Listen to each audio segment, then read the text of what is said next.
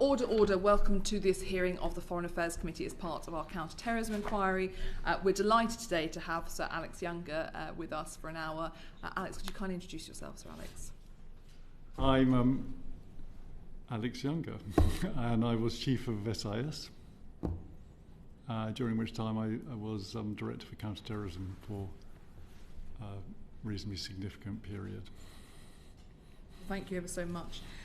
To kick us off, it'd be really helpful if we could give us the benefit of your overview of how the threats to our country have evolved since 9/11 to where we are today. Yes, well, look, thank you, and thank you for inviting me. If I could just say at the outset a few things. I'm here as a private citizen, obviously. Although with parliamentary privilege, which we always encourage people to keep in their post. What does that mean? It means you can't be sued for anything you say. That's here. excellent news. Well, tell us more. Yeah. Did I take that with me? So I think, and clearly I can't go close to anything privileged or anything that I knew. And then there's just something in my head about the ISC sort of recognising the role that they also have to play in all this, and I don't want to unwittingly cut across. No, and I think you can have no concerns about that. Yeah, great. And specifically, when I was in office dealing with the ISC, the boundary was very much around historic issues and not current operational issues. So I think I need to make sure I respect that, or just building up complexity. So the threat. Look, I think that. That's a very large question. Perhaps if I could start by talking about the groups, really, I think. If you don't mind, can I go backwards? So I think at the moment we're benefiting from a lot of the sort of action that took place to disrupt Daesh in sort of 2016 on, and it's important. Whilst I think the threat environment is currently deteriorating again, it's still significantly lower than it was at what I regard, at least till now, to have been the high point, which is around 2016. But for reasons perhaps I'll go into later, I think that those gains have sort of reached their maximum now, and the situation is intensifying. I think over time, clearly, what I saw was the advent of highly organised transnational terrorism, which obviously sort of crashed onto all our stages in 2001, but had been cooking for some time before. I think the early part of the threat for us was about that external threat generated by terrorist organisations overseas. But I suppose during my career it developed in two important ways. One, it became evident that domestic threat was actually significantly modified and sometimes intensified by domestic conditions. So it was about the interplay between the external threat and internal aspects of the same thing. And that has continued to the point now that I think it's in a much more disaggregated and localised form, and nonetheless dangerous for that, but very different to what we were dealing with in 2001. And then the other, I think, is the way in which technology has altered all of this and made it more pervasive and reduced boundaries and enriched all our lives, but also increased the way in which we can be threatened. So relative to what we began with, quite a centralised, directed threat from essentially failed space to now much more disaggregated and technologically enabled. And in terms of intensity, not as bad as it has been in recent times, but currently probably beginning to get worse again. That's really helpful. In terms of the way in which we've approached counter-terrorism as a country, do you think we've done enough to focus on the causes that drive and enable, or do you think we spent a lot more time focusing on the combating and defeating? That's a really important point. So you'll be familiar with the 4 Ps and the contest strategy and all of that. And I think it's good that we take a holistic approach to terrorism. And I come from the pursue end of the spectrum of that. I want to be super clear. Ultimately, that isn't the solution to this problem. There isn't a military solution to terrorism. the PSU constituency, of which I was a part, has a role in suppressing the effects of this and buying time. But fundamentally, that's about addressing the deeper causes of what is going on here. So clearly, I've been part of it for a long time. I think it's incredibly important for us to have a response in the way that the public would expect, to be able to deal with the stuff at the pursue end. But the reason I like the contest strategy is it attempts to look at this problem much more holistically. And just to pick you up on your point, you said that the situation is deteriorating, particularly at the moment now. Why in particular? I think that's really about Daesh, ISIS. It's a lesson to us all. Al-Qaeda started to look like it was on the back foot, but in the ashes of that came a new threat reconstituted in the shape of ISIS, which was frightening because it had evolved to meet some of the problems that previous terrorist groups had faced, and in a sense was a modernized version of what we had been dealing with. I think its creation of a caliphate in Syria was uniquely dangerous because it was a big propaganda victory, and also it allowed them to pull in people from all over the world who then subsequently went out and constituted the connectivity that they were very adept at using for malign purposes. It was effective for a number of reasons, but one of them was that as an inadvertent consequence of Western policy, detention camps in Iraq held both seasoned Al-Qaeda terrorists, AQ in Iraq terrorists, and members of the Ba'ath Party who were trained security and counterintelligence professionals, often trained by the Soviet Union or Russia later, who brought real deep state expertise on security issues. And the situations in the camp served to cement those relationships and deepen degrees of radicalization, and produced ISIS, to which we didn't initially have a good answer. Now, as I say, that threat was ultimately met through the coalition action in Syria. The caliphate was removed, not before time, as a brutal and appalling organization and a terrifying prospect.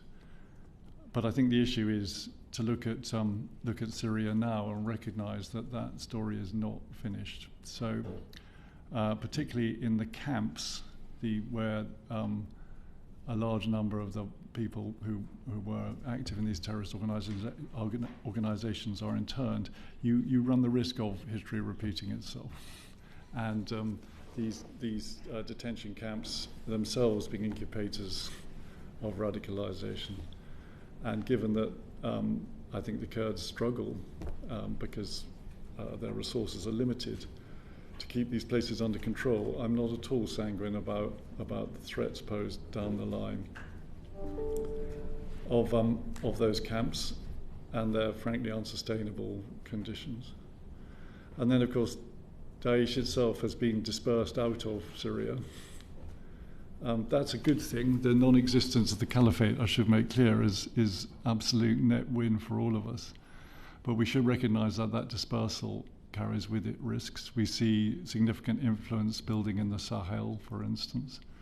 That I don't think yet amounts to a threat to the UK homeland, but it very much is a threat to our interests overseas and the stability of those countries in which we're all interested. And then we've seen in ISIS Khorasan province, ISKP, a specifically virulent reconstitution manifest, amongst other things, in the Moscow attack. They've been able to exploit territory, particularly in Tajikistan, to organize in a way that allows them to project external attacks, which is sort of something closer to the terrorist threat we faced in the past, and I think something that should worry us all. And I know Royston wants to take you later back to Iraq and northeast Syria, but so you're saying that as you look forward, the four areas that you see the greatest risk are those camps, Daesh being dispersed, the Sahel and IS Khorasan? Yeah, I think that's I wouldn't want to dismiss Al-Qaeda as an issue. Their senior leadership retains some space for manoeuvre in Iran. That's a matter of public record in the UN report, and that's got to be a concern. And maybe we can talk in more detail about the situation in Afghanistan, where it's frankly mixed. There clearly is a bit of license there. As Zawahiri's presence in Kabul illustrates that that's true. Equally, I think the Taliban understand the lessons of history, which is if they allow Afghanistan to become a launch pad again, then maybe they'll have a big problem. And I think a sort of policy issue for us is to work out how to maximise that concern in their heads. Sir Alex, broadly speaking, what would you say have been the successes and the failures of multilateral counter-terrorism efforts, and what lessons can we learn from that in terms of addressing counter-terrorism in the future? Well, I think the most important principle is the most important lesson. Terrorism isn't ultimately about the action, appalling and horrifying though that is. We saw it in 9/11, we saw it in 7/7, we've seen it in 7th of October. It's about the reaction. And the point of terrorism is to make us more like terrorists. That's what's going on here. That's the point. And to the extent that we have resisted that, I count our campaign as a success. Of course, the proximate mission of the pursuit community is to stop bombs going off, and that really, really matters. But the strategic objective is to do that in a way that preserves the distinction between us and our terrorist adversaries. I think broadly that has happened. You, by the way, may disagree with me, and I love a conversation about it. And it's a quintessentially political issue, this. But I think fundamentally we've kept our shape as societies in the face of a very deliberate provocation. I think to have done that in the context of international partnership, to your question, is particularly important. My view, second only to the ability to hold on to our values in the fight against terrorists, is our ability to constitute partnerships. It's a networked threat. And what we learned very early on in the run-up to 9/11 is a beggar your neighbour approach to terrorism does not help anybody. And it's got to be done by like-minded countries together. And in fact, less like-minded countries in a way that prosecutes our objectives, sustains the distinction between us and the terrorist, but also recognises the enormous diversity of political conditions that exist. There have been mistakes and difficulties. It's really tough. I've worked very much at that interface. But I think by and large, it has been successful. And as I say, a good example of that would be in Syria. And how do you think best, in terms of that multilateral networking, as you said, to counter-terrorism, how do you think this country can best leverage its influence to make a positive difference? I think we have a lot to bring to that conversation, not entirely for positive reasons. We have a very long experience of terrorism. As a child, I was brought up with that threat. We all were. And I think we learned some lessons then about its intrinsically political nature, about the need to address it within a law-bound, essentially civilian infrastructure, and the need not to become more like our opponents. And crucially, I think we learned some very hard lessons about teamwork and partnership, and reduced and developed very little tolerance for sort of bureaucratic infighting in the face of a threat like this. And I dare say we built some capabilities. So I think even at the beginning that meant that we were in a position to be helpful in communities. I think that as an outward-facing, highly connected, open economy and an increasingly diverse society, we had massive skin in the game from the beginning. To be clear, we have plenty to learn from our partners, but I think we've been able to play a positive role in all of that, and I think that continues to be true.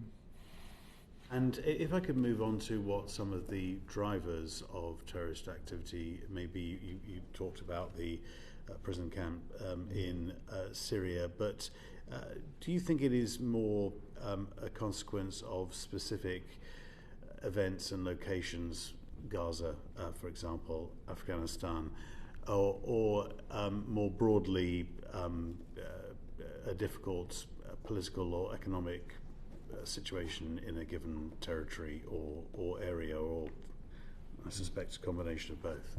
I think that is a very important question. It gets to the heart of the danger of generalizing about the sort of process of radicalization and how this threat is generated. So you can't pretend that the international environment, our foreign policy, the way in which the West is perceived, aren't significant drivers of all of this. Of course they are, and Daesh in particular is extremely adept at propagating the single narrative of sort of Muslim victimization, which it does in increasingly creative ways.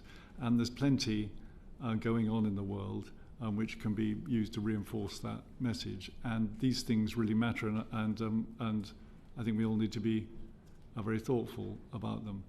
But my experience is that the process of radicalization is far more complicated than that. And indeed, I should put up my hand and say I'm not an expert on that process, and you may want to talk to other people, but I'd identify two other significant components beyond the general situation. I think the key one of those is the role that individuals, particularly charismatic individuals, play. And when I've looked at different parts of the world and threat that's coming out of them, it seemed odd that terrorist organizations that are apparently very sort of entrenched in a particular part of the world aren't generating the same level of threat. There's others that are in apparently weaker position, and it always comes down to individuals, their capacity to influence and the networks that they have, and specifically the downstream connectivity that they enjoy. And the role of individuals in intensifying and focusing and exacerbating this are absolutely key. And when you look at decisions that people take, people who are being radicalized or in danger of radicalization, I think the role of individuals is really important. And then the other key issue is essentially the domestic conditions and the environment in which where these messages are landing, and the environment, your experience specifically in my relating to identity as much as economics, and who you think you are, what it's like to live in a community that maybe recently arrived in the UK or be a second generation member of that, or whatever it is, all of the identity issues which all of us are prey to, but are often intensified by particular circumstances. And I think that all comes together when you look at why people make these decisions, and the threat of that ending in violent radicalization. And so, apologies for a rather long answer, but what I'm trying to steer us away from is sort of a generalized idea that it's all about X or Y. No, thank you for that. And just finally, if I may, from myself, in terms of where this country, along with our partners, should be deploying our assets and resources, is that a geographical location or locations, plural, around the world, or more in areas such as countering misinformation, disinformation, and cybersecurity? I think, the contest strategy sets out to be holistic, and it needs to be so. So I think you're going to fail if you attempt to segment this. You can prioritize within that, but of course, not to neglect any one of the strands puts us in a weak position. And I'm particularly talking about the radicalization aspects, because I return to what I said earlier, which is that the pursuit community is about giving space and time. It doesn't represent a fundamental solution. But terrorism is so pernicious, it's such a threat to our social fabric and our sort of political contract, that it is really important to get in front of these attacks. And I think that's what the public expects. So clearly that has got to be a significant priority. And there you face a bit of a challenge, which is that the sort of obvious thing to do, you're being paid by the British taxpayer, is that we prioritise according to the threat to the UK. That makes obvious sense. We're not a large country, we don't have unlimited resources. But then you get to this teamwork issue, and I think we also need to be prepared to play a more active role in underpinning the sort of the common effort. But it's a very hard balance to strike, I entirely acknowledge. Yes, indeed. Thank you. Bob, then Fabian. Just very quickly, because I don't think it's been covered in this session, because I know we're talking about proxies with Dr. Ali Ansari next. But just very briefly, you're talking about terrorism purely in the terms of non-state actors. Yeah. And 20 years ago, from mid-90s through to maybe the early teens of this century, the focus was absolutely, in fact, later than that because of ISIS. The effort on terrorism was purely focused on non-state actors, broadly. Yeah?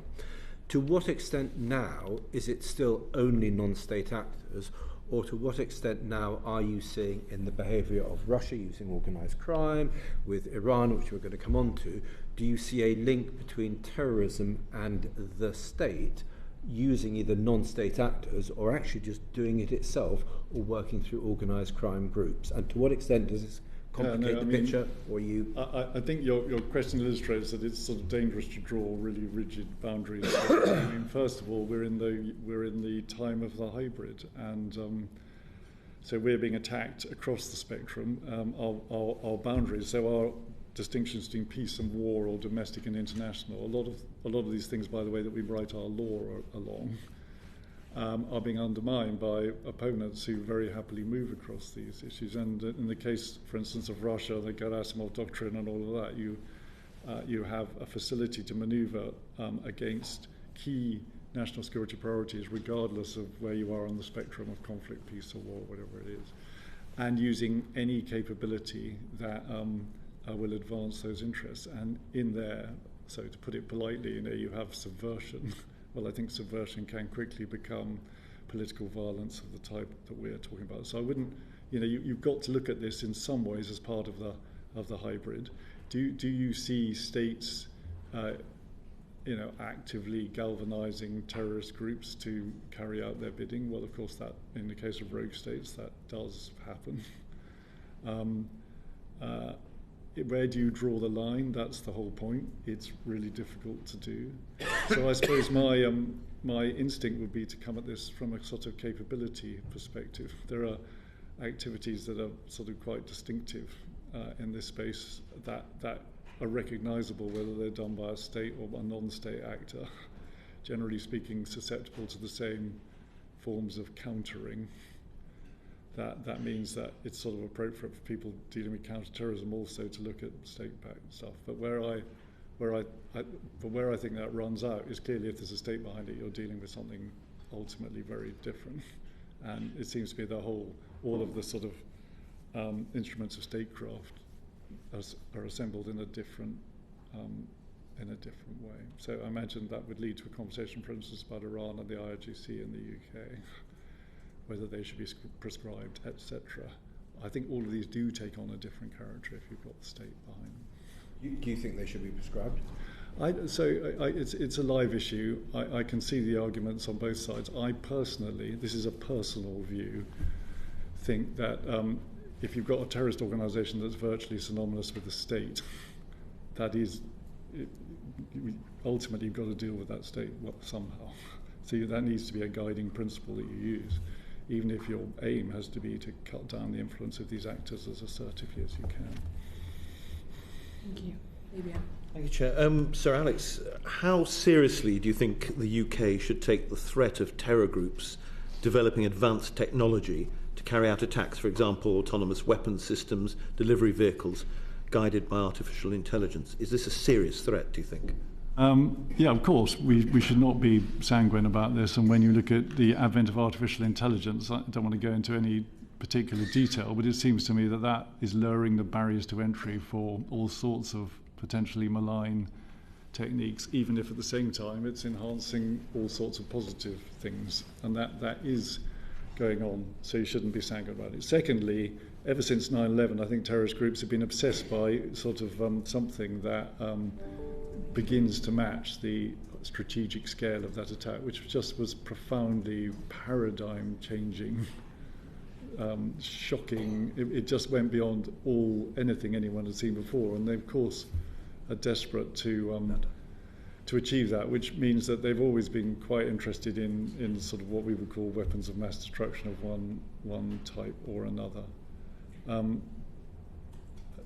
Thank goodness, so far, though, that has proved as difficult for them to do as any other non-state actor. And I suppose at the end of it, I would say that by and large, the people who are trying to do this are the same as the people who are trying to do all the other aspects of terrorism. So I think the strategy remains the same. How do you assess, thank you for that answer, but how do you assess the capability today of terror groups carrying out attacks using chemical or biological weapons? So I don't know about today. I don't have access to current intelligence. My view of this was that these are what you would describe as sort of low probability, high impact events. So clearly, it's difficult for them to do, but if they succeed, it's a disaster. So probably we need to focus on this very hard, even if I suspect the instances are pretty rare. In that case, that begs the question, how do we defend ourselves against? I think we defend in a way that we defend ourselves already, which is by investigating terrorist networks and seeking to disrupt them.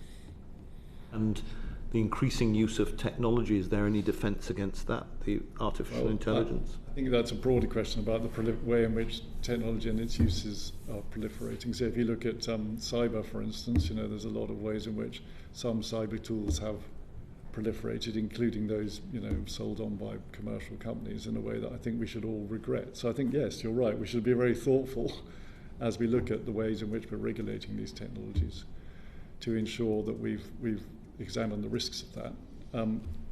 Although, to be mindful of the extent to which it's actually extremely hard to control the spread of ideas and technology. I was just going to say that once those technologies are out there, is there any state or organisation that can possibly control them? I certainly think a safer way to deal with this is to look at people who are terrorists and what they are doing. Can I quickly just follow up on that? In terms of terrorist groups, are we seeing these capabilities, these expertise, are we seeing more terrorist groups buy them in from organised groups rather than bringing them in-house themselves? I don't know the answer to that, but they, to be honest, they seem to my mind to have struggled to generate this sort of expertise. Right. But then you go back to individuals. It's all about accidents. I mean, if it so happens that an individual who's got this expertise is radicalised, then we've got a problem. That's how it is. It's easy to find them in modern day. Yeah. Graham, please. How might our foreign policy impact on the threat of terrorism to us, basically, and possibly more importantly, how do you go about assessing? That both the threat and the potential threat? I think there's two sides to this. There's the extent to which things that we do are seen as heightening the sort of radicalisation risk. And I think it goes back to my previous answer that it's quite complicated to track cause and event in this space. So I personally don't know how you would go about designing a foreign policy, with a priority to avoid radicalisation, or I just think that's a highly sort of generalised objective. The bit where foreign policy, to my mind, really has traction actually is on the teamwork side. So it's on the it's how you create a constellation of state effort that is what is necessary to deal with a network threat, where in different countries laws and norms and cultures are very different, and where we, as I think I said at the beginning, must preserve the distinction between us and terrorists. Our values must drive everything we do. We need to find ways of cooperating in other countries that doesn't forfeit that, but does create effective teamwork. And to my mind, that's very much a diplomatic task. And there's been time to assess some action from your time in SIS. The invasion of Iraq, for instance. Do you believe that it certainly seems to me that that led to the creation of ISIS and the caliphate. Was that?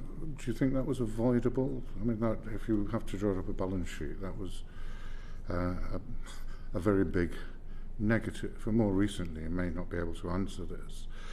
Do you think that what is happening in Gaza at the moment is increasing the threat of terrorism? I know you're not in position at the moment, but you may have a view.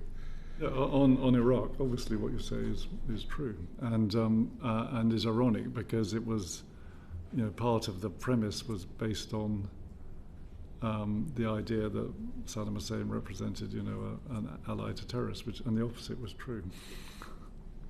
And AQI and then Daesh would not exist had it not been for that war. So yes. Gaza, I don't know. I mean, I'm not privileged to the data. It's clearly a highly emotive issue, which strikes the core of the things that many people care about. But as to what's actually happening on the ground, I'm afraid I just don't know. Final point, if I can take you back. I didn't actually write down the quote, but I think you effectively said there's no military solution to terrorism. Yeah.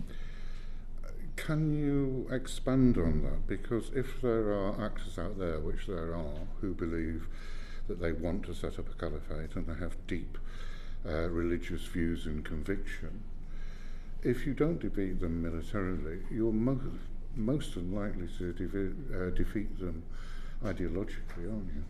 Yeah, no, it's a very good point. And as I say those things, I'm bound also to recognise that it was a military operation in Syria that got rid of the caliphate, and the caliphate was a huge accelerator of the threat that we face. I suppose the way I'd seek to square that circle is to say that the military defeat of the caliphate was a necessary but not sufficient condition for the holistic defeat of the threat, as I think the rest of my answer illustrated. So terrorism isn't ultimately about the action, it's about the reaction. I don't think this was the case in Syria, but if the military action itself is of such a nature that it profoundly deepens the problem and creates more people willing to take arms than existed before, then you haven't succeeded. Now, I don't believe that was the case in Syria, but there is something about the conduct of campaigns and ensuring that they are consonant with our values and the difference between us and our opponents that remains important. And I think it's also important to remember that that many terrorist organisations do have essentially political objectives. Not all. Daesh arguably doesn't, in fact, but many do. And a lot of this is about the politics of getting people who are currently neutral to believe themselves to be victims and alienated from their governments. And it seems to me a response to all that goes well beyond the scope of a military operation. Can I just pick up on that, Alex, before I turn to Royston? So the point you make about the way in which things are prosecuted, it does seem to me strange that 20 years on from the Iraq War, people still, as they discuss conflicts around the world, have failed to recognise that the way in which you prosecute something can make you more or less safe. To your point, it can end up radicalising far more people than were radicalised before. What do you think it would take for that to be recognised more within, multiple institutions around the world? Well, I think I can't pretend to know the answer to that, but there's some pretty good sources of evidence, and I would deduce with huge regret one in which I was directly involved, which is Afghanistan. So, we applied a military solution to essentially a political problem, and therefore we did not succeed. And I think we should have the honesty to say that and talk about it. I don't want to sound like someone. I'm very keen that an adherence to our values is not mistaken for weakness. I think we should be prepared to use all of our capabilities within defined boundaries to defend our people from harm. It's just I want to do this in a way that is strategically effective, and that is about acting within a political context and understanding that context and communicating it. Thank you, Sir Alex, for joining us today. Can I take you to northeast Syria, not literally, about British nationals that are detained there still. As I understand, some have been repatriated, but the majority still are detained in northeast Syria. What are the risks to the UK to leaving them there? And similarly, what are the risks to the UK, both reputationally and from a security point of view, to repatriating them back to the UK? Well, I'm sort of glad you asked the question like that, because I don't know what the right answer is, because there are factors on both sides, as you describe. I should say that the biggest risk of all is not around British families. The biggest risk is that there are thousands of men in those camps whose radicalisation will deepen by the day, who are in each other's company day in, day out, and who, I think as time go on, likely become more of a threat, not less. And just because there's other stuff going on in the world, I hope this committee will be able to sort of conclude and say that, you know, this just hasn't gone away. So, you know, fundamentally, at its most basic, there are thousands of young men who are becoming more angry, not less, as a result of what's going on, where we don't have a longer-term solution. The plight of British nationals, if I can divide it up, I certainly think when it comes to children, particularly orphans, it is just really clear that they should be back here, because do you want children to grow up in that environment? Because it seems to me the obvious risk is that they too will be radicalised and the problem will be worse. When it comes to family members more broadly, I'm not going to generalise. It's a very small number of people, and this is where the structure of your question comes in, because there are strong factors that push you in both directions. And I think that when looking at this, there would be concerns about the threat that they would still represent, and to that extent, it's a hard call for them to come back here. On the other hand, you want to think about the political, reputational, human aspects of all of this on the other side of the ledger. It's a very small number of people, though, so I suspect when you're looking at this, you need what this needs to come down to is the specific conditions of specific individuals. And we should, but I would hope that all of those factors are taken into account when we look at this. Do we know what how other countries have handled it, and if their approach is different to ours, is there a danger to our reputation as a international counter-terrorism partner? Yeah, the whole issue of deprivation is incredibly controversial. Absolutely.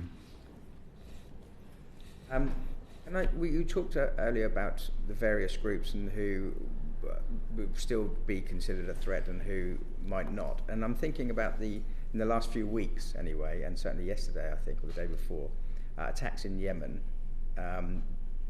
perpetrated by Al Qaeda, as though it was considered or felt that, you know, they were pretty much a spent force there as well, and now they're sort of seem to be carrying out several attacks.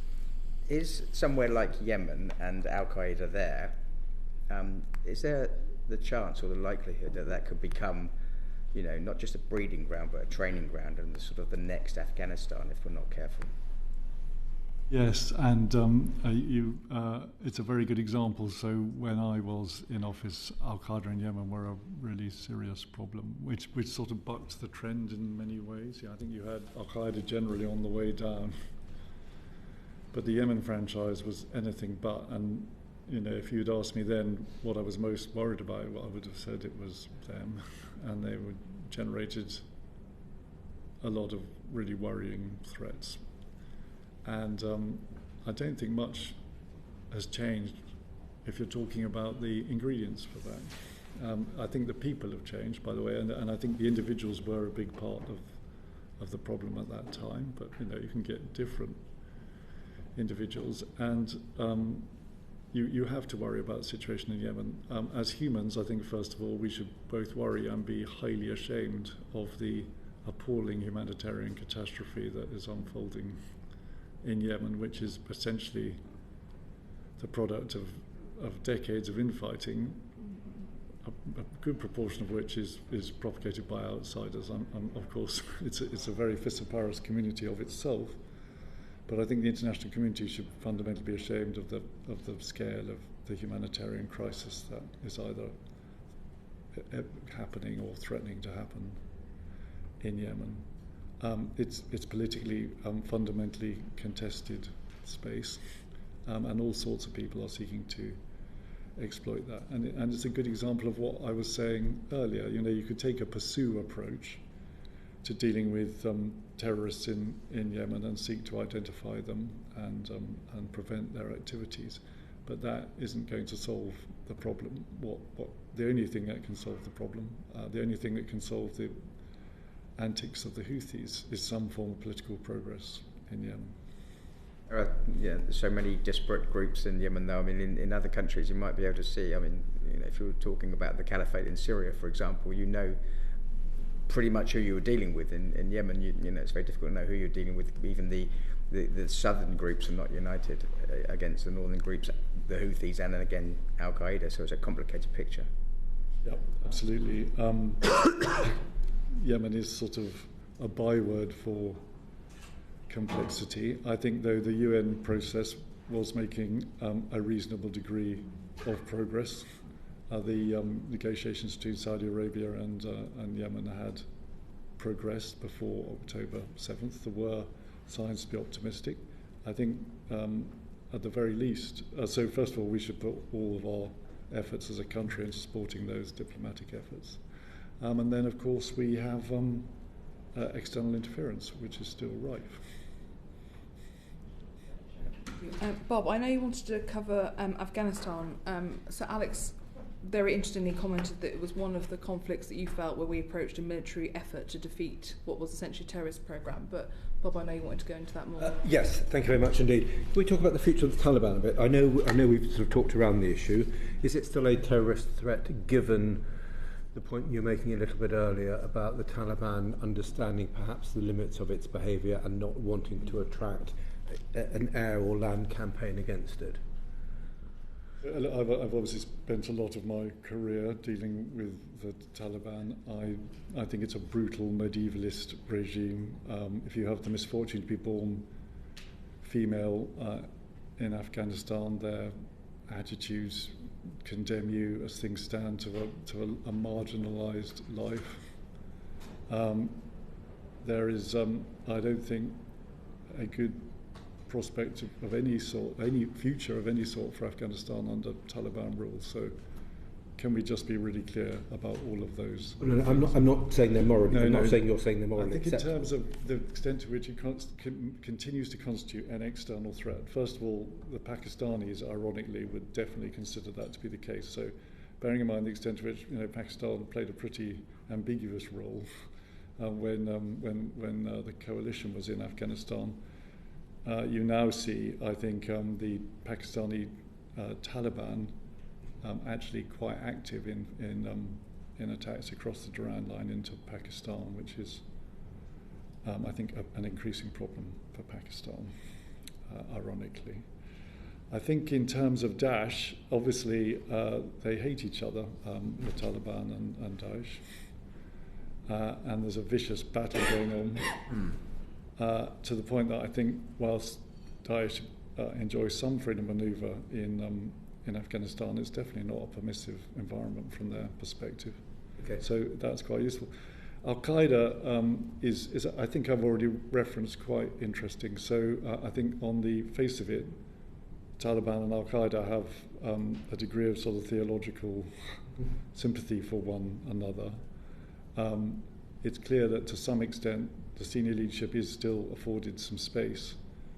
But it's clear also that there's something in the Taliban calculation that recognises that if they're allowed to run free, then problems will follow. And of course that is the lesson of history. So a sort of challenge I would have for the international community, who are of course hopelessly divided on how to deal with Afghanistan, which is kind of Afghanistan's fate. A challenge I would have is let's think about how we arrange the incentives for the Taliban so as not to allow the situation that we saw in 2001 to reconstitute. That's my challenge. I mean, two questions on the back of that.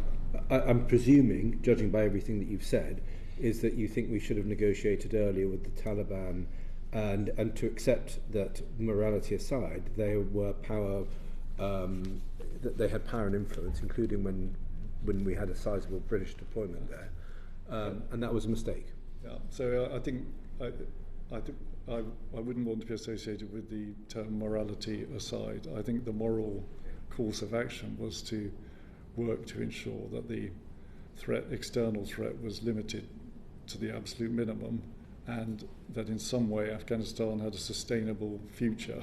No, fair enough, but I'm talking about back then. Yeah. So should we have tried to split the Taliban into a sort of irreconcilable and reconcilable elements when they were out of power, and when we had a great deal, when we had more political force? We're agreeing with each other. I think that a side effect of the essentially militarised policy that we have would be to drive those two halves together, when in practice it should have been completely different. So you had a Pashtun nationalist organisation and an international terrorist organisation, which we were pushing together, and it was my view, and it always has been my view, that we needed to find ways of segmenting that, and a failure to do that was a lost opportunity. Absolutely.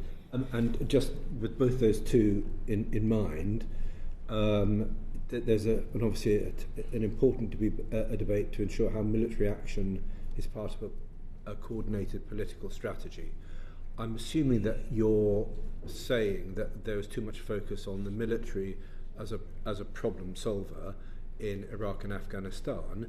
Is the assumption now that we are thinking too little about military force to maybe compensate for those periods earlier in the century when we relied too heavily on it to solve what were effectively political problems? I think the key thing for me is to apply military force, which is a legitimate thing to do in a political context, and to recognise that just use, it's sort of simpler, I think, to look at this through a military lens. We discussed earlier in the caliphate example, it did turn out to be a military context. I entirely get that. Do you think, looking back on it, that our politicians, maybe the lack of military experience they had in the 90s and early 2000s, meant that they saw military force as a panacea which could solve societal ills and political goals? Well, that was implicit in the decision to invade Iraq. Graham. We've mainly been focusing on Islamist terrorism, but there are other groups who sort of leave their moorings in democracies or were never moored in the first place. How, when you were in office, did you assess the threats of narco-terrorism, eco-terrorism, right-wing, left-wing terrorism? In your mind, is there a hierarchy of threats from those different groups, and are there any I've missed out? So I think it's really, my view is it's important to define terrorism as a technique, rather than separating it out by author, because I think there are dangers in that. That's a sort of intrinsically political judgment. So I think as officials, it's incumbent on us to look at this all as the same. The reason I think terrorism warrants the priority that is generally given by states like the UK is not that it's an existential threat. It's not that. It's a pernicious threat to the social fabric of our societies, and threatens to undermine the contract that exists between our citizens in a way that is fundamentally damaging. So I'm asked a lot about the balance, for instance, between right-wing terrorism and Islamist terrorism, and they are different. We've already talked about the way traditionally that Islamist terrorist groups organise. Right-wing groups don't appear to do that. But in terms of the threat they pose to our social fabric, it seems to me just as dangerous, if not more so, frankly. The key point for me, though, is that they operate in completely different ways. So it's not about doing less of this one and more of this one. They're just they're different things. No, I can see that, but there is a big but, isn't there? That the result of Islamists setting off a bomb or eco-terrorists setting off a bomb may well be exactly the same. But because their motivation and mode of operation is different, how you respond to it will be different. And what I was trying to get at was, can you assess the different level of threats those groups make? I mean, the consequences of what they do will be the same, but their motivation, how they operate, how we deal with them will be different. I think it's just hard to do. I mean, terrorism is an asymmetric activity.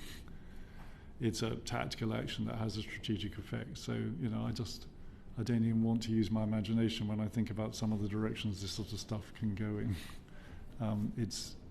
It's really hard to describe one as intrinsically more threatening than another, even if I accept, and I'm sure this drives your question, that we do have to sort of prioritise. I entirely understand that, but it's really difficult. And just, I don't want to pursue the matter too far, but if there are a large number of Islamists and a small number of eco-terrorists, if there are any, then that does determine what sort of resources you put into it. And really, I'm asking for your assessment of that. I think I misunderstood you. I think that's an entirely legitimate. We've got to be sensible. We've only got X amount of stuff, so we need to use the data that we've got to try and drive that. I'm more talking about really just making sure that our imaginations remain intact, and the past is only to a certain extent a reliable guide to the future. But yeah, you've got to take a data-driven, sensible approach to that. And can you give us any insight into the quantification of those threats? It's pretty good. I mean, this is from my past. A lot of thought went into that. Just to follow up on that, I mean, logic would assume that you're talking about meeting capacity, in the way that you've answered these questions. That it doesn't matter so much where the threat comes from. Obviously, you have to find the challenge to that threat in order to pacify it. And if you can solve bigger term problems, great. Yeah. Logic then assumes that if we're talking about the era of hybrid conflict, that the greatest danger is going to be terrorist groups who are plugged into states.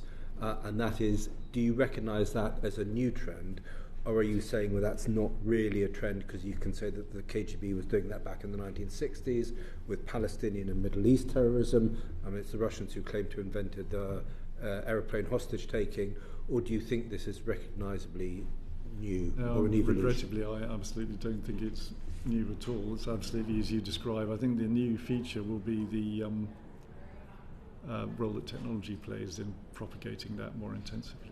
Thank you. If there was one change or overhaul you could make to our foreign policy posture or the way we do foreign policy that you think would fundamentally make us safer, what would that be? I hesitate to busk on that. I think that, as to go to one of the opening questions, we do play a very positive role. I think that we have adapted and we've learned some difficult lessons and we've internalised those. I think we need to accept that this is never going to be perfect. It just isn't. And above all, and I would like us to be able to understand the need to keep on adapting.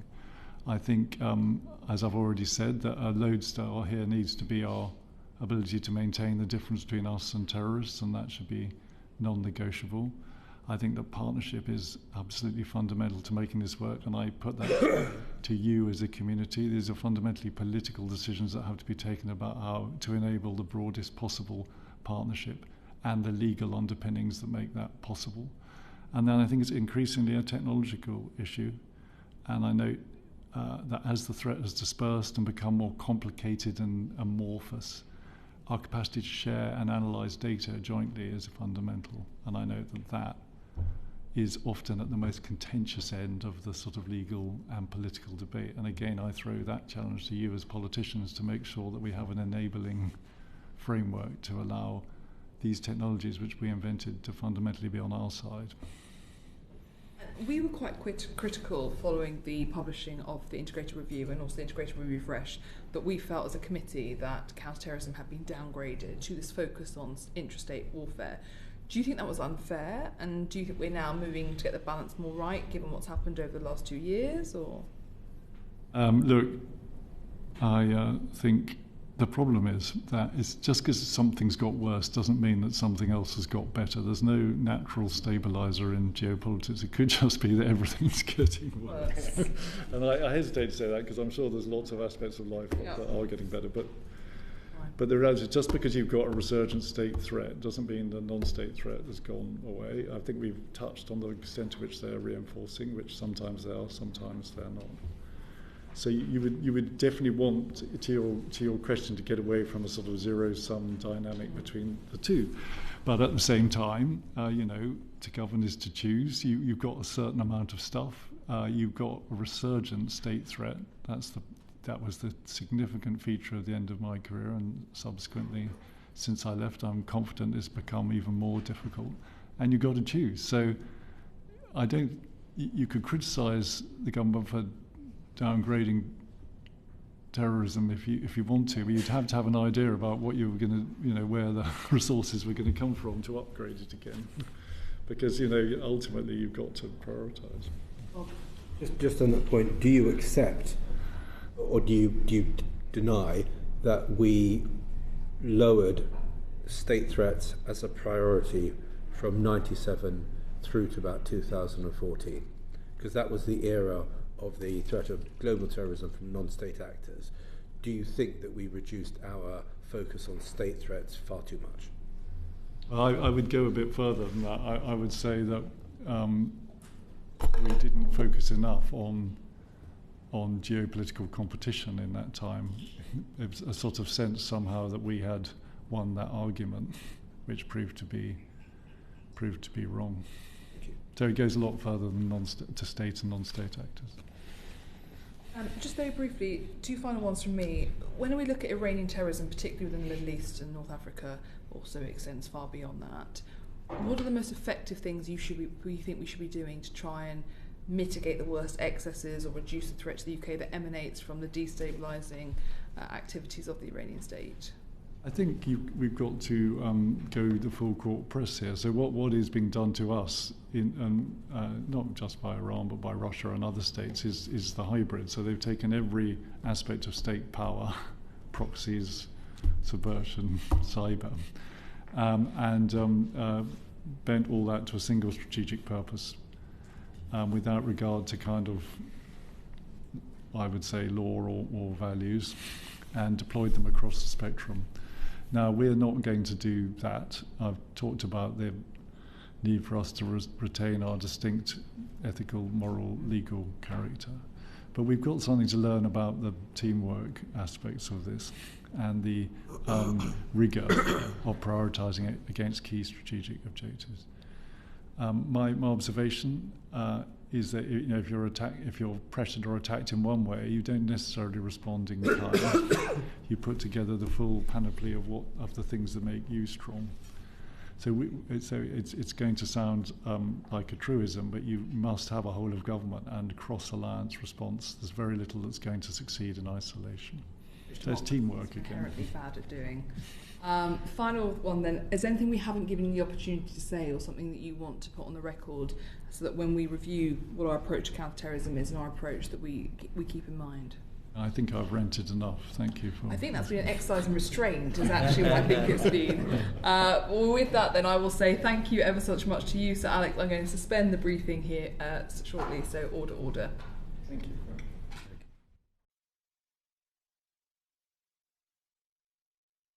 The proceeding is currently suspended.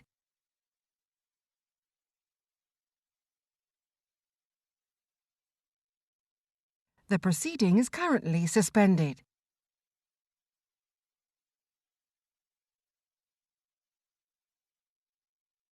The proceeding is currently suspended.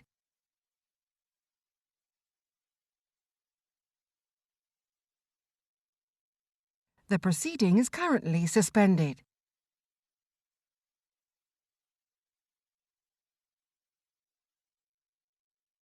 The proceeding is currently suspended.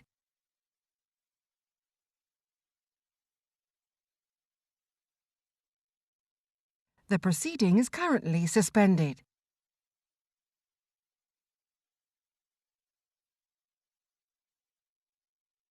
The proceeding is currently suspended.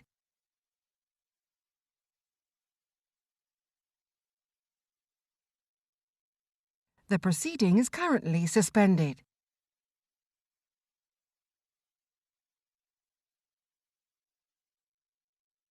The proceeding is currently suspended. Action.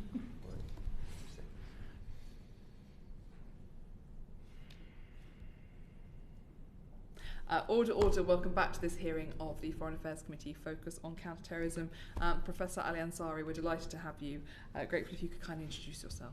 Hello, yes, I'm Ali Ansari. I'm Professor of Iranian History at the University of St Andrews.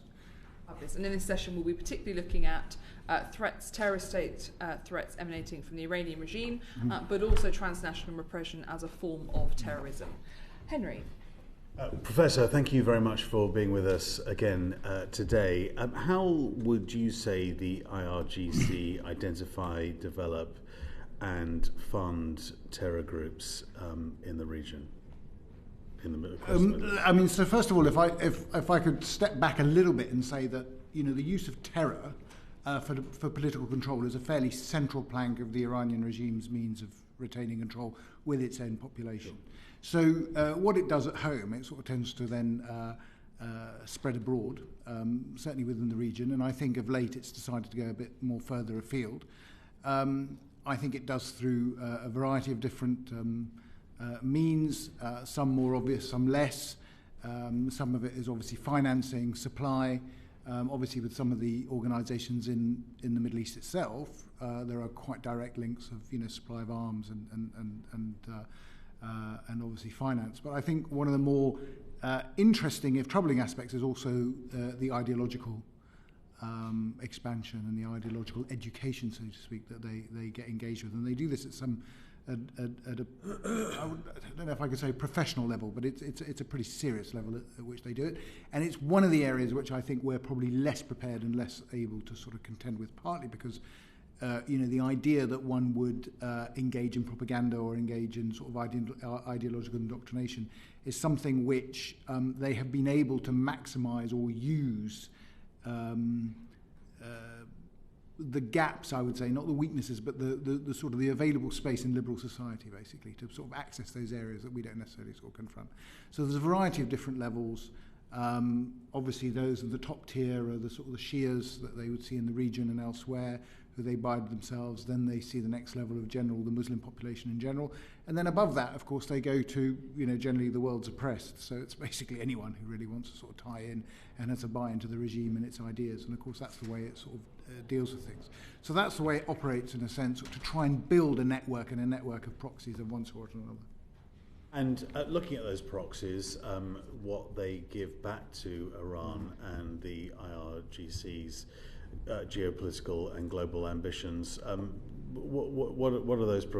Well, I mean, one of the first things they do. One of the first things they do is they validate it. Really, I mean, so essentially, you know, if you can sort of, I mean, I noticed recently Ayatollah Khamenei has made a very sort of generous endorsement of the various campus demonstrations that are going on in the United States, to say how well they are sort of following his lead, effectively. But what it does is, of course, it says to dissidents and other critics within Iran. I mean, you have to bear in mind that I think last time I pointed out that the Iranian regime was struggling to get a sort of a demonstration, a pro-Palestinian demonstration out in Iran. Well, if they can there portray and say, well, look what's going on abroad, I mean, they're all listening to us and they're all sort of following our lead. It sort of undermines, in a sense, you know, some of the more dissident opinion within Iran itself. So one of them is validation. Secondly, obviously, it's just an extension of influence and, you know, in a broader understanding of the term, sort of soft power reach. And they're using, in my view, they're using our own weaknesses, if we want to use that word, against us. And when it comes to the prescription of the IRGC, obviously this country hasn't prescribed them. The US has, as have others. How is Iran exploiting that, and what are the weaknesses that creates? Or is there a strength in one of the, shall we say, Five Eyes not prescribing the IRGC to maintain some sort of links? We heard earlier that the IRGC are almost coterminous with the Iranian regime, and the Iranian regime represents a country, and we need to have relations with that country. What's your sort of take on that? So I suppose my take on it really follows on from what we think prescription will do, and what it will allow us to do that we can't do already, and whether, I think, as has been discussed before, I think at a previous meeting, whether we think it will add to powers that we don't already have. And at the same time, whether the security services are asking for those powers. I mean, I don't know if they are. So I think for Britain just to prescribe the IRGC unilaterally in a way, I think is I don't know how effective that will be. I think if it was done with European partners or with a broader coalition, I think it would probably send a very strong signal, and I think that probably would be more effective. I'm in some ways quite ambivalent on this sort of debate of whether we should or we should not. I sort of see the argument, and I've heard the argument as I understand it. We have sufficient powers at the moment to be challenging some of the stuff that's going on, certainly in this country. So I think we should be using those powers rather than, my fear is, and I think I did say this last time actually, my fear is that prescription, like with any sort of sanction, is one of those policies that, we do it and then we think we've done it and that will do, basically. Whereas actually, what we need to be doing is a much more proactive and engaged posture against the IRGC and its proxies and its activities, so that simply prescribing is not the solution, if I can put it that way. But I'm open to the suggestion, obviously, if we think that prescription will give us the extra powers that we need. My understanding is that it doesn't add substantially to the powers that we already have. In terms of using those powers that we do have, whether the IRGC are prescribed or not, what multilateral efforts do you think that the UK should be considering with its Middle East and broader allies around the world to try and counter Iranian state-sponsored terrorism? Well, I think to the extent that we are doing something, obviously, otherwise, as the security services have alerted us, obviously there are things that are going on that they've managed to obstruct. I mean, I think certainly we need to be much clearer in terms of our partnerships in the Middle East, in terms of our objectives in the Middle East, and what we want to do and how we want to confront the Iranians on the various things that they're doing. And I think this does need to range over. I mean, I think, again, this is something that I've tried to raise before. It's in a sense getting to the nub of the problem before it becomes a problem, if I can say. Before they start doing things that are fairly unsavory, we need to start challenging, pushing back and confronting in a way the ideology and the toxicity that comes along with the ideology. And part of the problem at the moment, I fear, is that we're not certainly as confident as maybe we should be in confronting and pushing back on that. And we see some of this, obviously, on what's going on in the United Kingdom at the moment. Thank you very much. Oh, just briefly on that. Okay, so you're basically saying, ban the IRGC is a sort of something must be doneism that sort of politicians reach for when they want to make some progress, or say something must be done. When you say we need to be more engaged, I take it that means engaged in challenging them throughout Europe, or helping to challenge them throughout the Middle East. What does that, I hope I'm not branching out on somebody else's question, but what does that actually mean in practice? Well, I mean, I think we have to enhance our capabilities for a start. I was interested to see that I think GCHQ is just advertising for a Persian language specialist who can engage in a lot of this material and, translate and obviously help the security services and the intelligence services with their work on Iran. Now, we need a lot more Persian language speakers, and we need a lot more people who understand the language and cultural hinterland of what they're dealing with. So that's one thing, and I think we need to enhance our capabilities to be able to challenge these things, and then be able to push back, I think, with, I suppose, a response.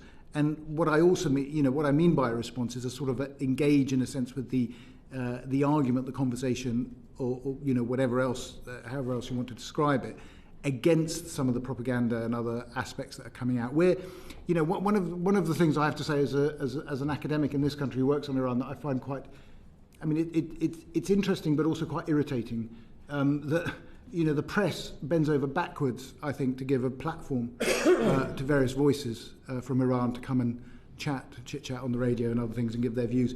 They very rarely actually make it very clear what these voices are, where they're coming from, and what the sort of the political leanings are. So for a non-specialist listening in, for instance, to a radio program, they might think that this is a very balanced and impartial view that's being coming from Tehran, when actually it isn't. And most of us who work on the country will know exactly who this person is and where they're coming from. Now, these sort of things, in a very basic sort of way, need to be challenged. They need to be challenged. We don't get a platform, to be perfectly honest, to go around explaining our views in Tehran radio. So why, and I'm all in favour of it, by the way, but I think it needs to be couched in a somewhat more challenging format than it is sometimes. On that, obviously, these voices, are they voices from Iran, or are you essentially talking about useful idiots within the UK? They can be. Heaven forbid that we have useful, but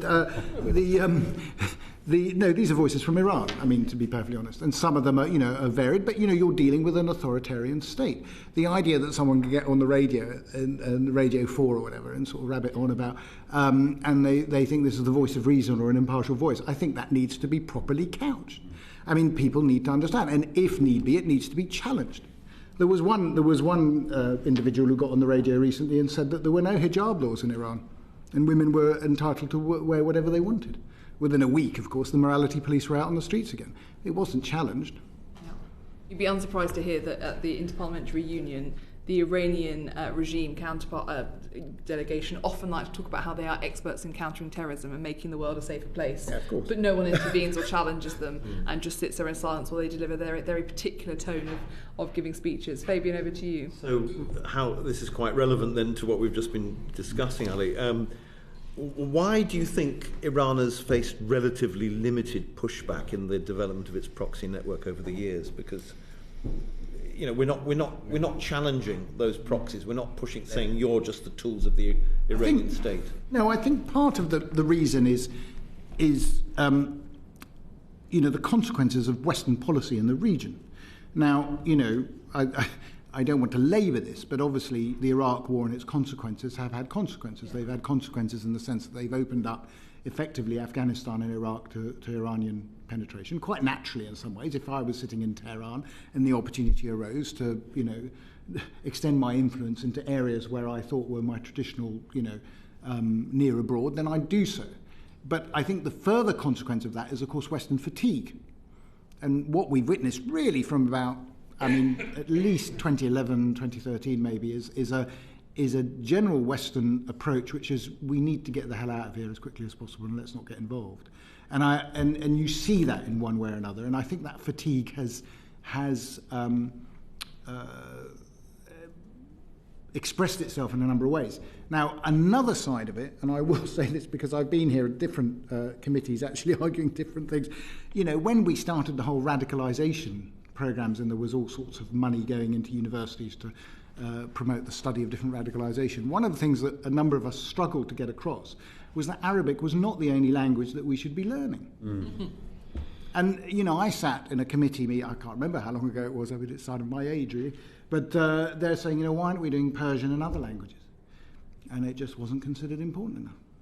So, the problem with these things, to go back to, I think, the earlier question, these things, capability takes time to develop. You're not going to train a language specialist or cultural specialist in a year. It's going to take several years to get that up. So if you haven't done that, 15 years ago, you haven't got that expertise now. You may try and find that expertise, and sometimes they try and find people from the diaspora and other places. But of course, there are other problems associated with that in terms of, if they're dual nationals and whatever, it's not going to be as easy, to get security clearance and this sort of thing. Do you think that the development of its proxy network is actually a key shortcoming in the West's counter-terrorism policy? In other words, could the development of Iran's proxy networks have been prevented in any way by the West?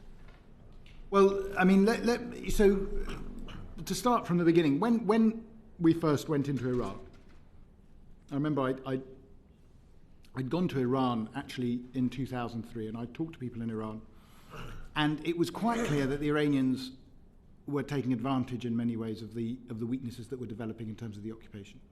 And at that stage, of course, there was a sort of a tacit view among the coalition of the willing that actually the Iranian charity networks that were being developed in Iraq might not be a bad thing, because at least it's enhancing a degree of stability. I mean, it helps, it's something that we don't have to deal with. And, the Iranians, of course, were making the fairly legitimate claim that, we have pilgrimage, requirements, and we want to go to Najaf and Karbala and whatever. So those things were extended. Now, when the Khatami administration went and the Ahmadinejad administration came in, the hardliners, those networks were switched. They stopped being religious pilgrimage networks, and they started being overtaken by the IRGC. And by that stage, of course, what the Iranians did, I think, fairly cleverly, is they took the advantage of that sort of gap, that weakness in a sense, that they took advantage in a sense of the West looking the other way to establish their foothold. And then by the time things got more difficult, they then started to expand that network and started to put pressure on the West. The rise in IEDs and all this sort of thing started to increase from 2004, late 2004 onwards, and it became quite serious afterwards. I think the problem at the beginning was, certainly on a regional level, we didn't do enough to basically anticipate what was happening and what was going on the ground, partly because of our own shortcomings and capacity and whatever to be able to do things.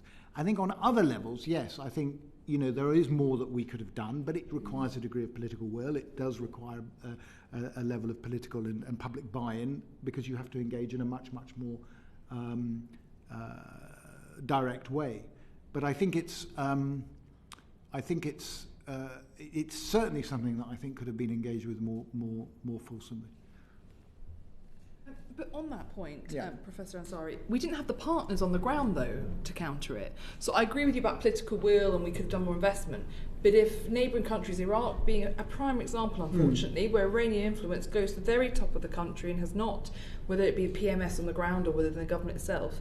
So could we have done more realistically to push back these proxies when there were not just Iraq, but other countries who were either unwilling or unable to, due to their lack of resilience or capability in the system, to push back? No, I mean, I think that's the point, but it goes to the heart of the way in which the whole occupation was handled. Yeah. I mean, I remember at the time. Post-occupation. Yeah, I mean, when you're talking post-occupation, I think you're quite right. I mean, I think people, there was a coalition of the willing, and there were many people who did not want to participate in that, and many people who did not want to help. And my point is that it does become more difficult, and I don't want to underestimate the fact that obviously, it's all about choices. People need to make choices about where they're going to focus on. But let me give you a very, very simple example. I mean, it would have been much better, I think, strategically, and if you're looking from a historical perspective, and I don't want to relitigate the past too much, but, my point is that if you, rather than leave Afghanistan, I wouldn't even say half finished, I mean, basically not all of it, and then divert everything into Iraq, I would have got Afghanistan settled first. That's where your investment in your energy should have been spent. But, such is life. This is the direction of travel we went to. I think it opened opportunities, and these opportunities, unsurprisingly, were seized by those who had no sympathy for us. I mean, it's just a fact of life that I think when historians look back on the period from 2001 for after 9/11, they will undoubtedly, there will be some choice words to be said, I think, about the way it was handled. And, it goes back to this fact about expertise and language expertise. I remember when the Americans were going into Iraq, the level of Arabic speakers was a fraction of the number of people they sent in there. Thank you. Just to flag, we are on the start of opposition wind-ups, but I'm hoping that means we still have is that what you're... Yes, so that's what we're looking at. So I'm hoping it still means we have at least 20 minutes, though. Royston, please, over to you. Can I continue along the lines of proxies, Iranian proxies? Should the UK have a uniform strategy for dealing with those, or should it be sort of a bespoke strategy for each of them, and how might that be? In principle, I have to say to you that I'm always in favour of bespoke strategy. Okay, in principle, I am. There will be commonalities among a number of them, which you can deal with and you can generalise over. But I think always you have to play them, you have to be better at them, at the games they play, if you will. And because there are many different proxy groups around, you should be able to find ways in which you can sort of make distinctions, differences, and sow differences among them. Now, but of course that requires more effort, more intelligence, more time, and all these things. And again, I'm acutely aware that I'm sitting here and I don't want to sort of sit here sort of an ivory tower, so academic saying we should be doing all these things, because obviously these things are hard. I mean, I'm not. That's my ideal, as I would say. That's the way you need it. You need to sort of have a map of a detailed map, which I'm sure there is, of these various groups and how you sort of deal with them, and those who are sort of more strongly aligned with Iran or less aligned with Iran or whatever, there are divisions and distinctions that can be made between them, and there are differences that can be brought in. And I mean, it has happened in the past, but that's the way I think it needs to be handled. If we have a sustained strategy on Iranian proxies, and we name them as that, and that we go after them as Iranian proxies, do we run the risk of inflaming the situation, making it worse? I mean, Iran has broken cover in its latest, it has, with Israel. So calling the Houthis or Hezbollah, fine. Calling them Iranian proxies and particularly going after them, does that run the risk of inflaming the situation between us and Iran? No, I mean, I don't think so. And so it all depends on how you calibrate the response and how targeted it is. But I think, one of the problems we've had, I think, is that of late we have tended to turn the other cheek rather too much. It's only recently that we started to hit back. And often the problem is because we leave it so long to hit back, we often have to hit back much harder than we might have had to. But I don't think it does. I mean, the Iranians in many ways claim them anyway, so it doesn't really matter. I mean, it's not like they're hiding behind it. You have to bear in mind, of course, that and this comes back to this notion of having the expertise deal with it. The messaging they have domestically and the messaging they have abroad are quite different. So, looking at the recent missile launches and whatever, if you looked at the messaging in Iran, it was very jingoistic and gung-ho.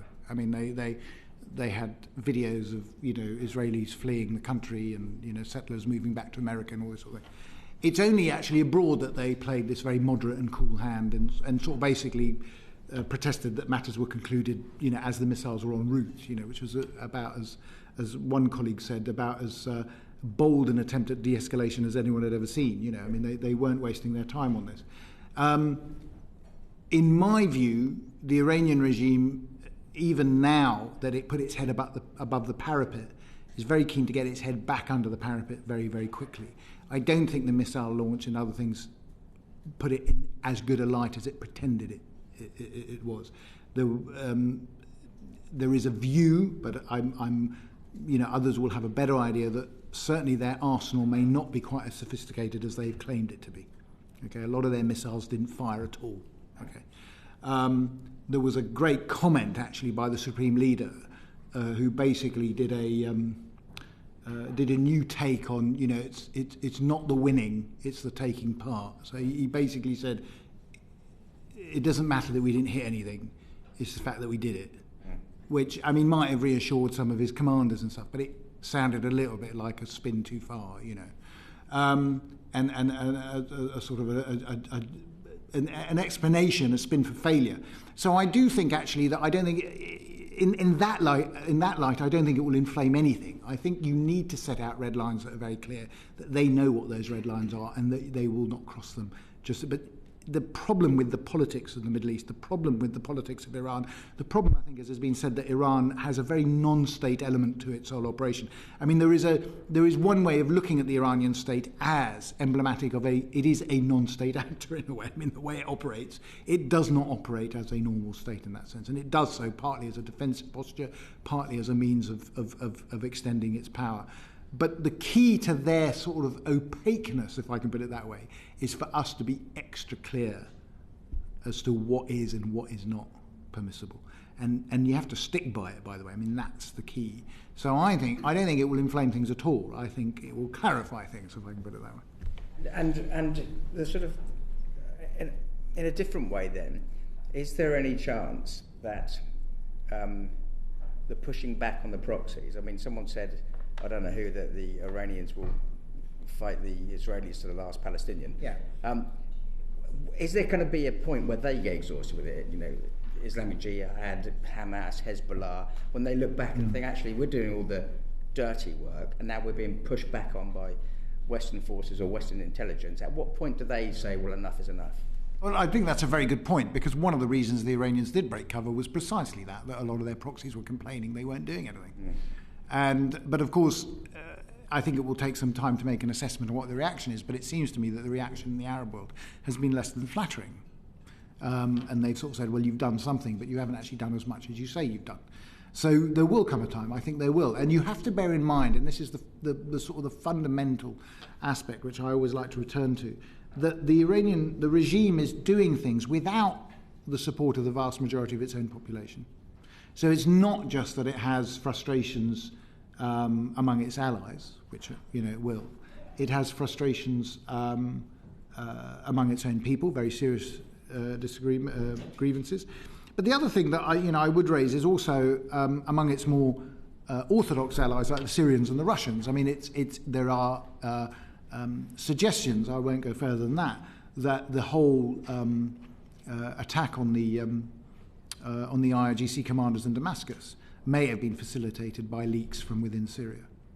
So say that again? May have been facilitated by leaks from within Syria. Leaks? Yeah, not leaks. leaks. No, leaks. So Syrian informers who had basically revealed the intelligence of where these people were and why and how. Why would that be? Sorry to interrupt. Because they may want to get rid of them. That's I mean, what I this is. I mean, we are speculating here. Of course, I mean, I don't know, but the idea being that one of the question marks that's come up over that attack was how did the Israelis know precisely where those 8 commanders were going to be at that particular time that they could make such a precision attack? We haven't spent enough time really looking at that aspect of it.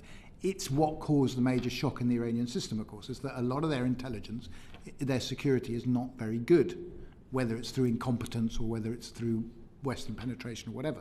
Now, one of the arguments that's come out is that actually one of the sources of the information for this came from within Syria.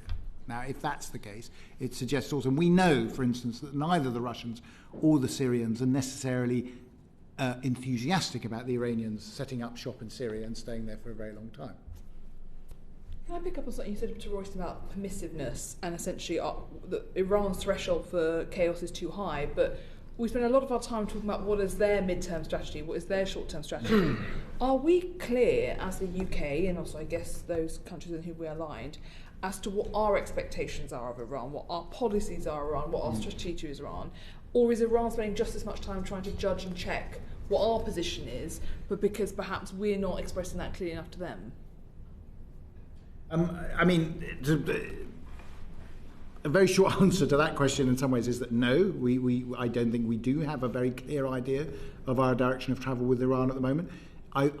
In some ways, we can indulge ourselves a bit because the Iranians will think that we do have a major strategy vis-a-vis them, and they will try and fathom it out. And they'll obviously think it's deeply sophisticated, as you know, much more sophisticated than we would, in a sense, be comfortable with.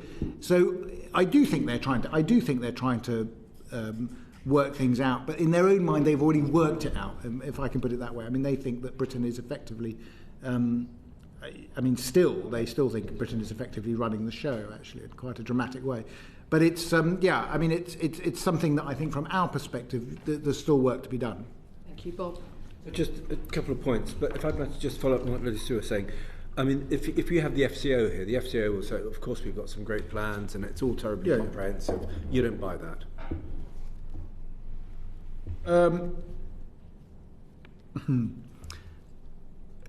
I think that I think there are plans. I don't think at the moment. Yes, I mean my issue, and I think my criticism is, although there has been a lot of rethinking if by a strategy we mean a long-term goal and perspective, and with a serious thinking about a means to get there, then no, I don't buy that. Okay, thank you. And when it comes to dealing with proxies and dealing with Iran, should we be making an assumption that a lot of this is going to be working through our allies, so giving technical and other support, for example, to the Saudis, rather than trying to do things ourselves, but actually embed ourselves more with our partners in the Middle East? I think needs must. Okay. You know, and I think that's going to be a reality that we're going to have to work with.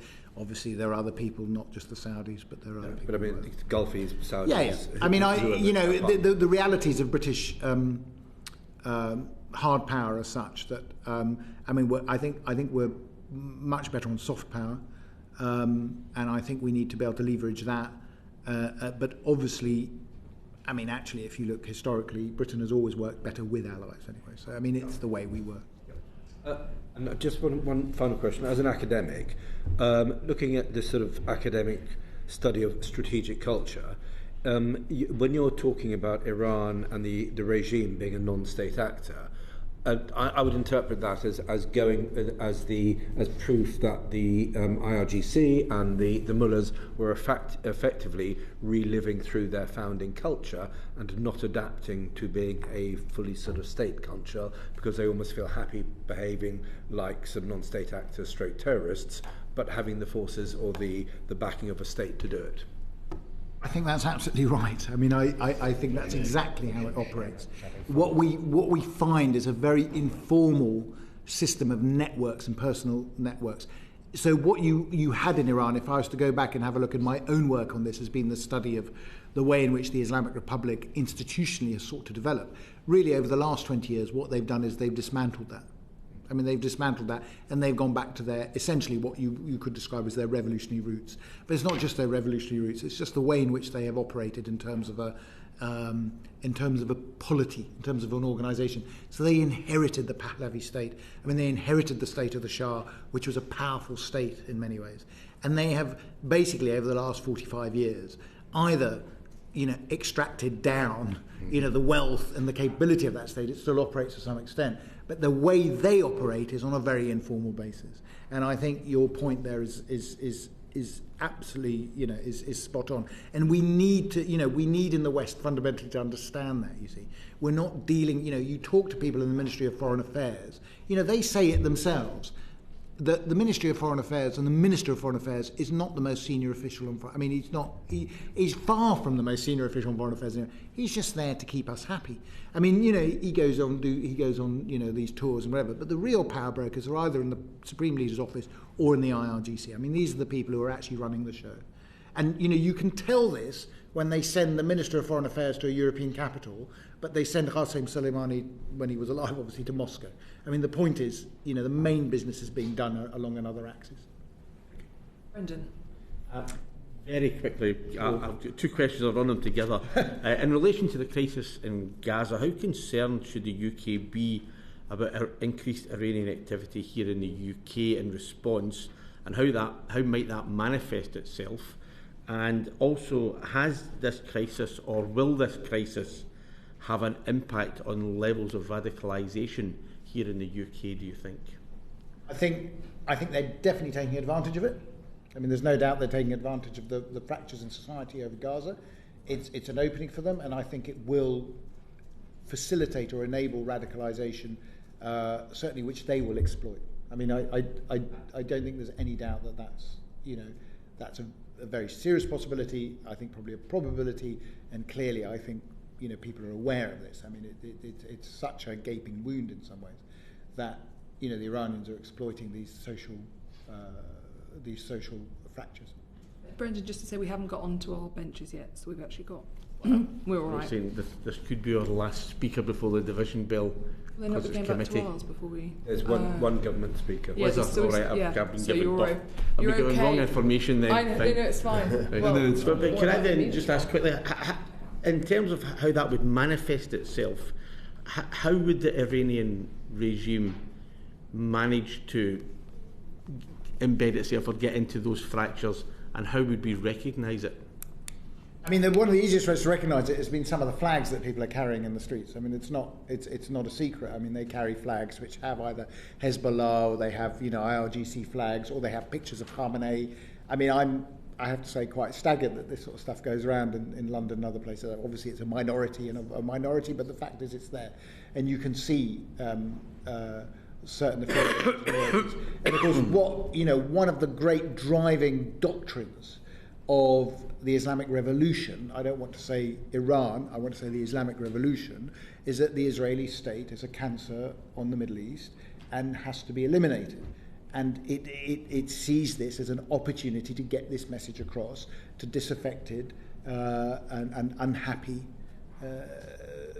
people in the West who are reacting, obviously, to the terrible situation in Gaza. I mean, it's in some ways much, much more explicit in the United States, of course, as you see on campuses.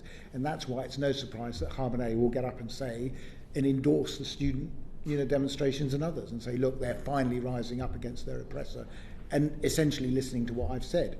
Now, I also found, I mean, much to my horror, I have to say, that there are some citizens of the United States, I know it hasn't happened here yet, as far as I know, where they're being taught, Iranian chants, in Persian, death to America, death to Israel.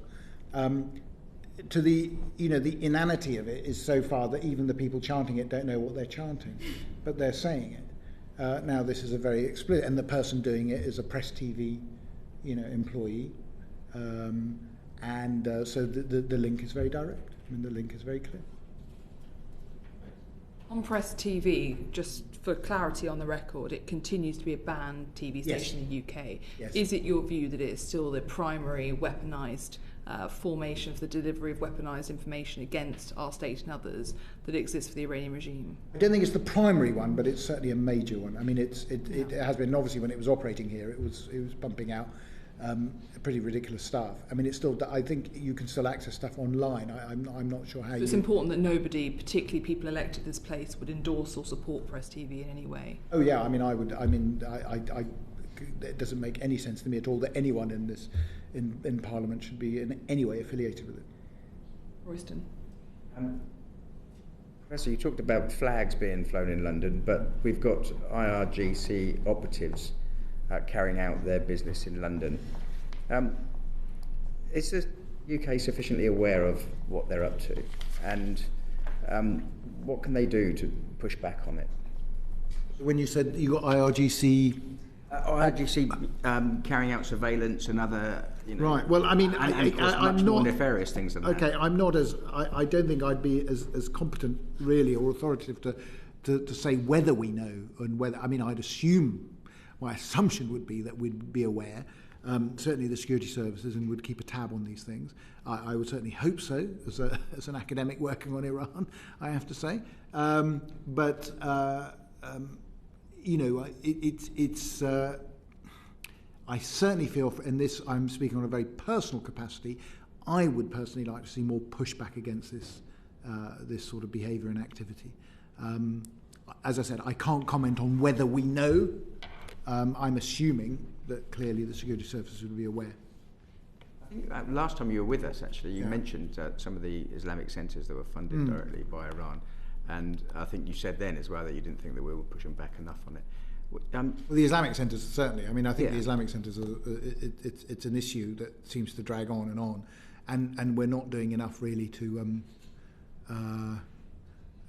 push back on them at all. I mean, as I said, the Islamic Centre in Maida Vale very openly endorses a lot of sort of Iranian propaganda and even IRGC propaganda. Although it was obviously put under investigation by the Charity Commission. Then all the board have resigned from it, and so we are seeing some progress with some of the sites. But it's very slow, isn't it? I mean, if I'm not state director. I mean, it's the Charity Commission. If you're aware of their activities, or you hear anecdotally of their activities, and then the more obvious activities that we see, then we can, as you said, assume that we know, the security services and others know. How would you see them pushing back on it?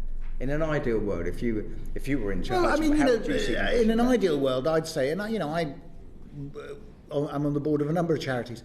I mean, if I'm a charity, and even a religious charity, what is the function of that religious charity? The religious charity should have fairly strict parameters about what it can and cannot do, and these should not sort of seep into politics, and it certainly should not seep into the sort of radical politics that we're seeing. I mean, this is one of, and I don't, you will be better placed than I am on this in terms of what the legal framework is. But as I think I mentioned on a previous occasion, many years ago, I had an Iranian student who'd been to a particular Islamic centre, not in London as it happens, and he'd listened to one of the clerics preaching. Obviously they were preaching in Persian, and he came back to me and said, "Do you have any idea what this guy's saying?" And I said, "Well, I'd never been. I mean, it wasn't something I was familiar with." What this person was preaching was pretty horrendous. I mean, even the Iranian students come back saying, "Oh my God, it's not something we would be very happy with." And he was saying, infidels should be sort of eliminated and this, that, the other. Now, what people were saying to me, and this is a good 10, 15 years ago, of course, but people were saying to me then, he's there to preach to his flock, and there are religious waivers for this sort of thing. Well, I clearly one of the problems we have is that in Iran, the religious and the political are not so distinct. I mean, they see this as flowing into each other. So these religious centres, and for instance, the Islamic Centre in Glasgow is another one, by the way, that's pretty active in surveillance. By the way, so we know that what they do is while they act under the rubric of a religious charity, their activities are what I would deem, and I think any sensible person would deem, are political, and those political activities has to cease. You cannot have an Islamic centre going around surveilling what they consider to be dissident Iranians in London. And tiny one. During the pandemic, apart from the fact that the NHS did a great job looking after people, it became a focus, almost something that people could concentrate on, because the rest of the world's going to. And we see what's happening in Gaza, and it's the most horrific thing. We acknowledge and understand that, and people are out on the streets protesting for the Palestinians and against the Israelis. But there's a bigger picture. Is there an element of, with all this disinformation and pushback and infiltration into the system, is there an element of our media and others are just a bit ignorant to it, so they fall into the same trap of saying this is all about Israel, Gaza, and not about the bigger picture, and therefore if we see some Hezbollah flags or if we see some IRGC flags, no one really cares too much about that? Yeah, I mean, heaven forbid that the press should have a sort of a lighthouse attitude to news. I mean, I think you're absolutely right on that. I mean, they'll focus on a particular topic, and that will be the narrative, and that's what we'll take. And obviously, that's what interests many people in this country. But they don't see the bigger picture. I mean, the bigger picture is here, and I mean, it depends how you want to frame it. You can frame it on the 7th of October. You can frame it further back. You can, you more recent, whatever. But one of the salient features, I think, of the political situation in the Middle East and Iran situation is that Iran fundamentally does not agree with the existence of the State of Israel, but is actively seeking measures to get rid of it. It's not just ignoring it, Now, that if when we're talking about what are the solutions, how do we get out of this morass, people would say, well, we need to sit down and have a dialogue and discuss peace. Well, how can you discuss peace with a partner that doesn't even actually acknowledge your right to exist? Now, that has to be acknowleded. Yeah, which isn't most. Which isn't. No, I mean, people don't. That interview, I think, was on Radio 4 about the hijab, the person had on there. And I mean, they don't. What the Iranians do is they take great, they I think very effectively, and in this case, I think the Netanyahu government certainly has a lot to answer for. They exploit the justifiably emotive and trauma of people seeing what's going on in Gaza. That's, absolutely no doubt. What they're not saying, of course, is their own role in perhaps undermining the peace process as we had, over the many, many years, and also their own role in basically fomenting problems. So I think that needs to be, I think that needs to be flagged up. There's far too much of a notion that Iran here there is a sense, I think, among certain observers, both in sort of the analytical community, think tanks and others, and also among journalists, that that Iran in some ways is I wouldn't want to say a victim, but a bit part actor in all this that happens to take, without seeing it actually as a much more central player. And again, I should emphasise, and let me be very clear, that I am talking about the regime. Most people in Iran are not remotely interested. I mean, this is the farce, actually. Two very quick final ones Sure. for me. What would be the response of Iran if Saudi Arabia was to get nuclear power capabilities and obviously go on a nuclear journey? And secondly, talk us through the Iranian thinking on all things BRICS. Is it just easy alliance, more international recognition for them, but countries they wouldn't normally engage with, like Brazil and India? What are they trying to get out of BRICS? I think, do you mean if Saudi Arabia got nuclear power or nuclear weapons? Both, because obviously it's on a spectrum. In my head, I imagine Iran seeing it as on a spectrum, even though it should technically be seen as. I think undoubtedly, if the Saudis were to pursue weaponisation of any sort, then it would only prompt the Iranians to go further. I mean, it would completely also undermine our own position, by the way, in arguing for Iran not to become a weapons state. I mean, that would clearly be something which I think the Iranians would then feel that they had been validated in their pursuit if the Saudis went for it.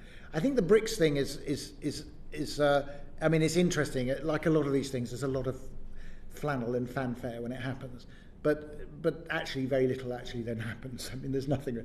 I mean, it doesn't, as far as I can see, nothing has really come of it. It's a bit like the Chinese-Iranian relationship. Almost nothing has come of it, but they make a lot of noise about it. If the economies, the BRICS economies, were all transparent, investment-led, well-managed, well-governed economies, then I'd say, yeah, I would take this seriously. But there are some quite extraordinary basket cases in that network, and I don't think it's going to be something that we need to be too worried about. On that basket case, we shall conclude there. Thank you ever so much. Thank you very much. Order.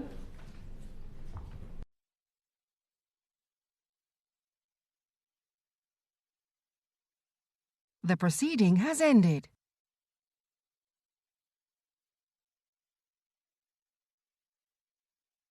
The proceeding has ended.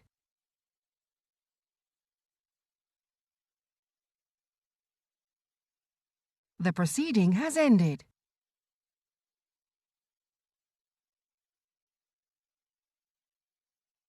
The proceeding has